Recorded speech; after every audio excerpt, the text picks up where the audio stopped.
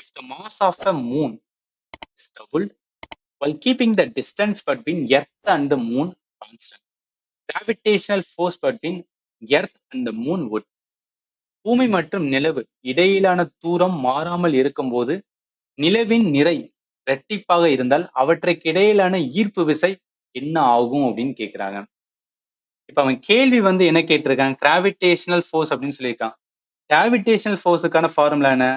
Newton சொன்னது, நியூட்டனோட gravitation F equal to G capital M small m by R squared அப்படின்னு பார்த்தோமா? அவங்க என்ன சொல்றாங்கன்னு பாருங்களேன். மாஸ் ஆஃப் த மூன் வந்து டபுள் பண்றாங்களாம். இது வந்து என்ன பண்ணிக்கலாம்னா நார்மலா வச்சுக்கலாம். மாஸ் ஆஃப் த மூன் வந்து டபுள் ஆகுது.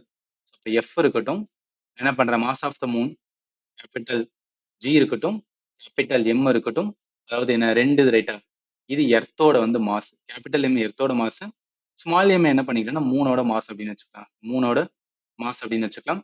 மூணோட மாஸ் தான் டபுள் ஆகுதுன்னு சொல்றாங்க. அப்ப என்ன பண்ணுவேன் 2m அப்படின்னு போட்டுக்கிறேன்னா கீழே மிச்சது எல்லாமே என்னன்னா கான்ஸ்டன்ட் அப்படின்னு சொல்றாங்க. டிஸ்டன்ஸ் எல்லாமே கான்ஸ்டன்ட்ல ஆர் ஸ்கொயர்டு. இப்போ என்ன ஆகும் அப்படின்னா நல்லா கவனிங்க. என்ன கேட்டிருக்காங்க? கிராவிடேஷன் ஃபோர்ஸ் பற்றின் எர்த் அண்ட் மூன் வந்து என்ன ஆகும் அப்படின்னு கேட்டிருக்கான். இப்போ இது பண்ணியிருக்கோம் பார்த்தீங்களா இந்த ஃபார்முலால.